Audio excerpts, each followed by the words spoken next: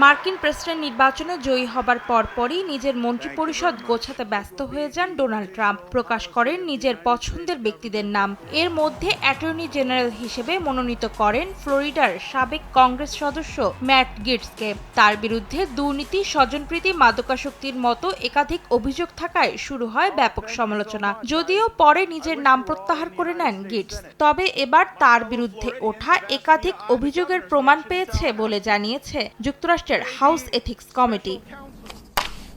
সোমবার house ethics কমিটির প্রকাশিত ৩৭ পাতার চূড়ান্ত খসড়া প্রতিবেদনে বলা হয়, যৌনতা এবং মাদকের পেছনে হাজার হাজার ডলার ঢেলেছেন গেটস। ২০১৭ সালে অর্থের বিনিময়ে ১৭ বছর বয়সী এক কিশোরীর সঙ্গে সম্পর্কে জড়ান তিনি। দায়িত্বে থাকার সময় যৌন সম্পর্ক এবং অবৈধ মাদক ব্যবহারের জন্য তিনি বড় অঙ্কের অর্থ খরচ করেছেন বলেও প্রমাণ পাওয়া গেছে। ১২ জন নারীকে ৯০,০০০-এর বেশি ডলার দেওয়ার তথ্যও মিলেছে প্রতিবেদনে। Double million offer, Walton fridge কিনে পেতে পারেন ২০ লক্ষ টাকা, রয়েছে কোটি কোটি টাকার নিশ্চিত উপহার।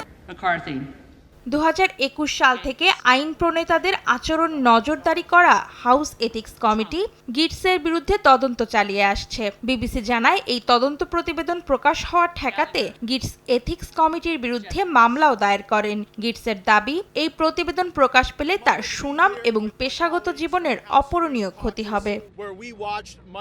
অন্তরা সেন, সময় সংবাদ।